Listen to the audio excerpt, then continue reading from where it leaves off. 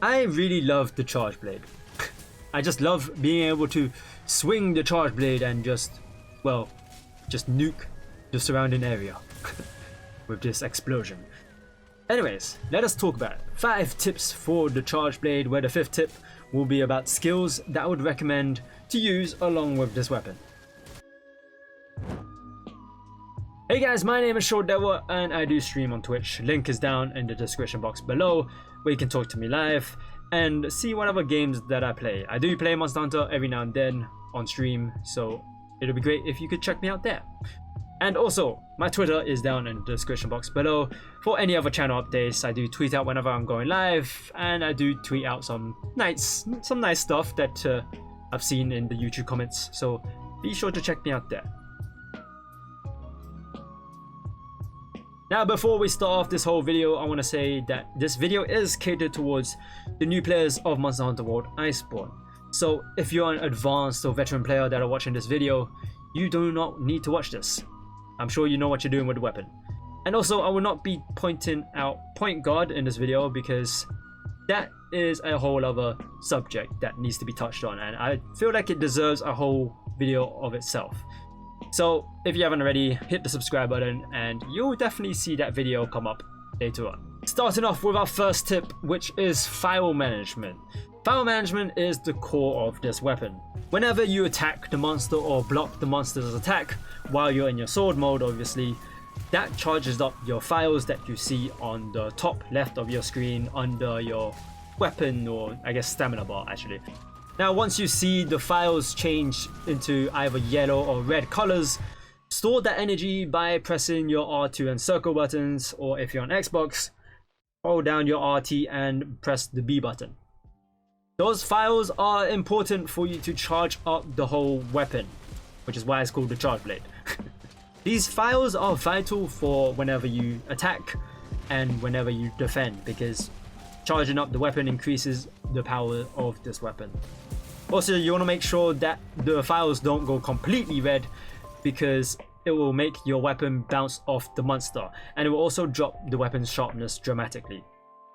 Therefore, it is best to always keep an eye on your phials, because it is the core of this weapon. The second tip is, well, charge up your shield. Charging up the shield comes first before you charge up any other parts of the weapon. Now, obviously, you will need to have phials charged up for you to charge up your shield.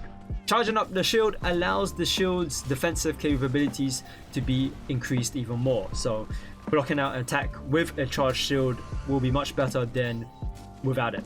Charging up the shield can also power up your sword.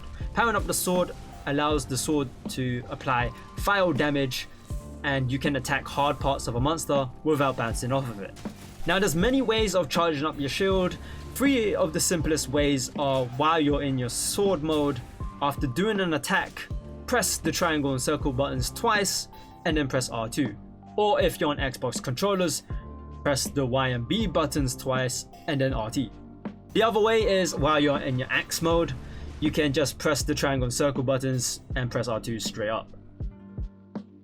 And then the third and final way is, well, after blocking an attack, just press the triangle and circle buttons immediately and then press R2. After doing this, you'll see your shield icon turn red, which means you've charged the shield. Once you've charged up your shield, you can now power up the sword. To power up, you need to press the same buttons that are used for storing phial energy, which is the R2 and circle buttons, and then hold down the triangle or Y button and let go when you see the specific animation. Charging your sword has a long animation, so be careful whenever you want to try and do this. Both the charged shield and sword will disappear after some time, so that is why you need to keep an eye on it and keep making sure that you always have phials stored up so that you can constantly keep having the shield powered up and as well as the sword. The third tip is this weapon's strongest attack, and it's called the Super Amped Elemental Discharge, or the SAED for short. This attack looks extremely flashy and very satisfying to do. Now, there is a few requirements for you to have before you can even do this attack. One of them is obviously you need to have your shield charged up, and you also need to have Phial stored. To actually do this attack, all you need to do is do the same button inputs that you would do for charging up your shield, but instead of pressing R2 at the end, just let go. Now the power of this attack is dependent on how many Phials that you have stored up, so make sure that you would have at least the maximum amount of Phials that you have stored. Otherwise it won't cause a lot of, I guess, flashy explosions. The fourth tip is to know about the Savage Axe mode. The Savage Axe mode is the strongest mode to be in with the Charge Blade. This is because not only are you attacking with the axe, it also applies a lot of Phial damage to the monster. The Savage Axe mode is a bit hard to maintain because it relies on Phials, so the moment that you run out of your Phials, there goes your Savage Axe mode. Now to get into the Savage Axe mode, instead of firing off the super amped elemental discharge, all you need to do is press down the L2 button or the LT button if you're on Xbox.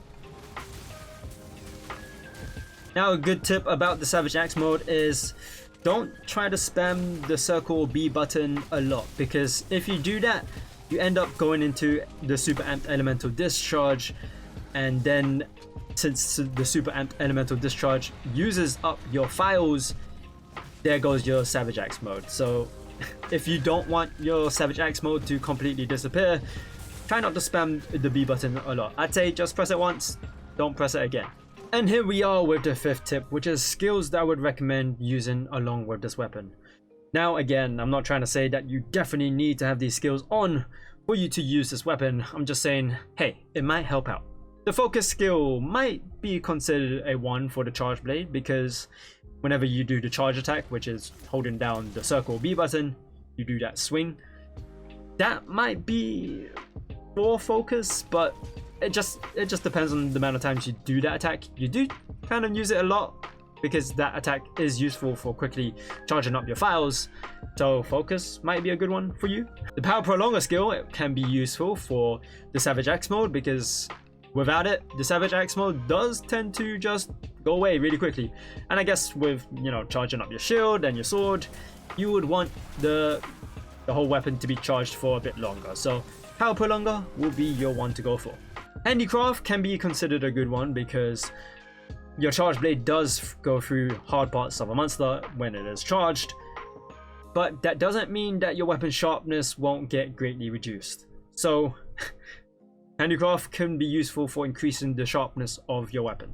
Capacity Boost just basically allows you to have another Phial for your Charge Blade.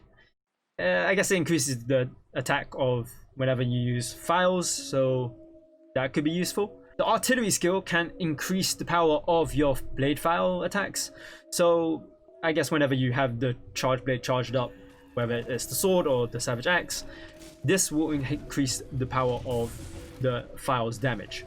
Guard is a really useful one because, again, with the Charge Blade, you do have a shield, so putting up Guard to its maximum potential will increase the power of your shield for blocking attacks. Maximum might be a good one, but well, whenever you block attacks, you do use a bit of your stamina, so it's kind of a 50-50 on this. You might want to go for it because the Charge Blade doesn't use any stamina at all, only defending against attacks. That's when you use stamina, but other than that, it barely uses any stamina at all. So Maximum Might could be a good one for you. Offensive Guard is another good one because it is related to point guarding for the Charge Blade, which again, I will be talking about that in another video, so stay tuned. Uragan's Ambition, which gives you Guard Up, allows you to block against unblockable attacks. So namely just those projectile beams that you'd see from a specific monster. Yeah, Guard Up can be useful for that. And that's all I have for the Charge Blade. The Charge Blade is a really fun weapon to use. I just like being able to do the super amped elemental discharge. It just looks so cool and so satisfying to do. Whereas I should actually be using the Savage Axe mode a bit more. That's all I have. Thank you guys for watching. If you found this video useful in some way, give it a like and subscribe to the channel for more helpful videos. And if you haven't already, follow me on my Twitch, link is down in the description box below, where you can talk to me live and, well, see me play some other games every now and then. I do, well, play Monster Hunter sometimes, so be sure to check me out there. And if you haven't already, my Twitter, you should also follow that as well for any other channel updates. I do post whenever I'm going live, and, well, I do like to post some nice YouTube comments here and there. So it'd be great if you followed me there. Thank you guys for watching, and I shall talk to you later. What's your problem? I will shoot you. You're making me do this. Well, we're dead.